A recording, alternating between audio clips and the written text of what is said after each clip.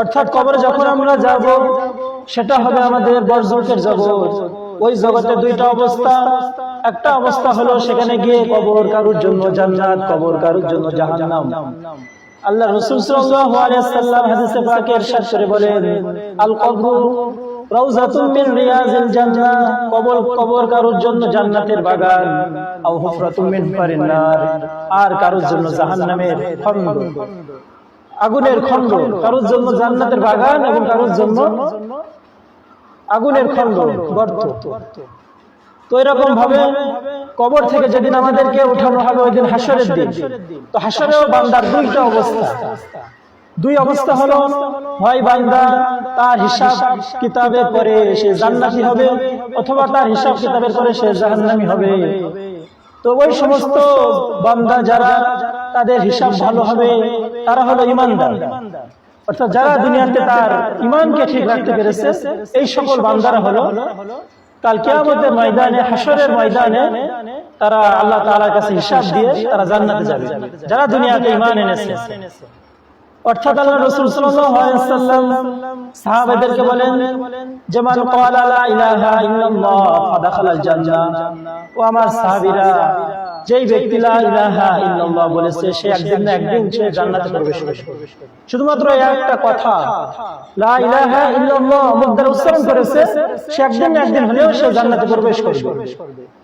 কিন্তু যদি তার লা ইলাহা ইল্লাল্লাহ তার শুধুমাত্র লিসানে না হয়, কারণ অনেক কাফের মুশরিক তারা মুসলমানদের হাত থেকে বাঁচার জন্য মুখে কালিমা পড়েছে।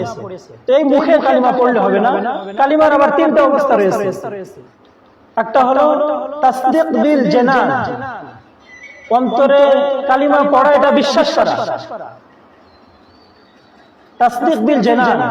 এরপর আমল বিল আরকান, অর্থাৎ আমি যে ঈমান এনেছি এটা আমার আমলে প্রকাশ পাবে।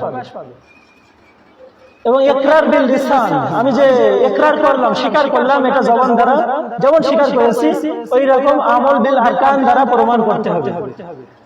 তাহলে কালিমার তিনটা অবস্থা, একটা হলো ইকরার বিল লিসান, জবান দ্বারা উচ্চারণ করা লা ইলাহা ইল্লাল্লাহ মুহাম্মাদুর রাসূলুল্লাহ, আর একটা হলো তাসদীক বিল জানান, যে আমি লা ইলাহা ইল্লাল্লাহ বলেছি এটা আমার অন্তরে বিশ্বাস করতে হবে।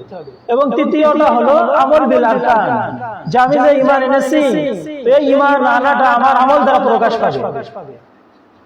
যদি আমি ঈমান আনি লা ইলাহা ইল্লাল্লাহ এই শব্দটা আমি মুখে উচ্চারণ করি কিন্তু আমার অন্তরে এইটা নাই, তাহলে আমি ঈমানদার নই। যদি আমি মুখে উচ্চারণ করি লা ইলাহা ইল্লাল্লাহ কিন্তু আমার আমল বিল আরকানে সেটা নাই, অর্থাৎ আমার আমল দ্বারা বোঝা যায় না যে আমি ঈমানদার নাকি আমি মুশরিক, আমি ঈমানদার নাকি আমি কাফের, এটা আমার আমল দ্বারা বোঝা যায় না। আমার আমল দ্বারা বোঝা যায় না যে আমি আল্লাহ তাআলাকে সন্তুষ্ট করার জন্য কাজ করতেছি নাকি আল্লাহ তাআলাকে অসন্তুষ্ট করার জন্য কাজ করতেছি। আমার আমল দ্বারা আমি বুঝি না যে আমি কি শয়তানকে খুশি করছি নাকি আল্লাহ তাআলাকে খুশি করছি।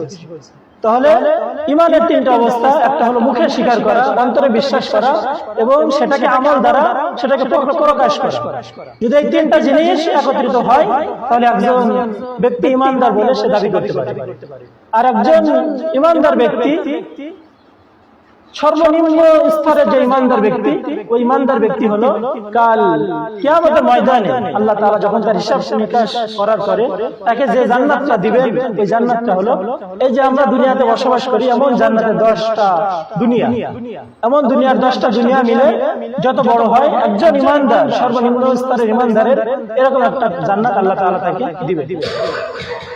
তাহলে হাসরের ময়দানে দুই শ্রেণীর লোক, হাসরের ময়দানে দুইটা অবস্থা, একটা হলো জান্নাত আর একটা হলো বান্দার জাহান্নাম। তো জান্নাতে যারা যাবে তারা হলো ঈমানদার, আর জাহান্নামে যারা যাবে তারা হলো মুনাফিক, বেঈমান। অর্থাৎ যারা আল্লাহ তাআলার উপর ঈমান এনেছে এরাই হলো কাল হাসরের ময়দানে জান্নাতে যাবে। তাহলে ঈমান আনাটাই সবচেয়ে গুরুত্বপূর্ণ।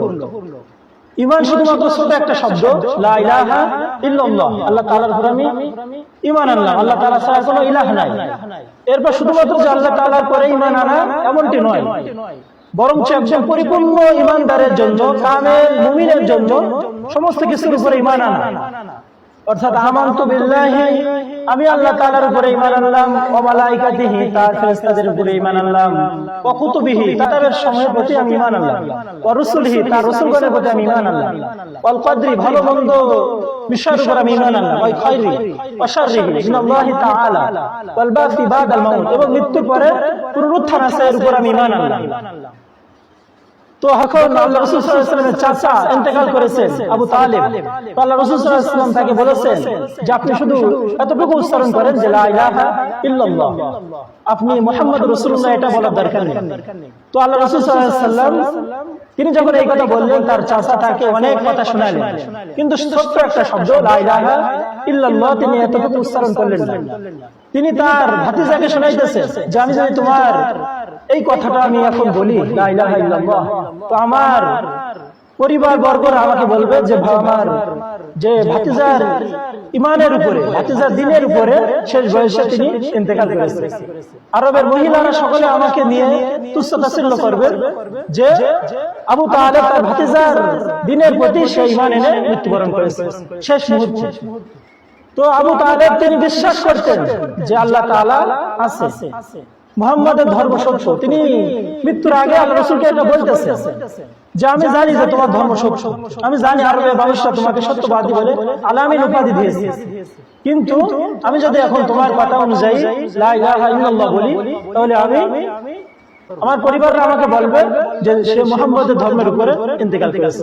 তো তিনি এই কারণে লা ইলাহা ইল্লাল্লাহ শব্দটা বলেন।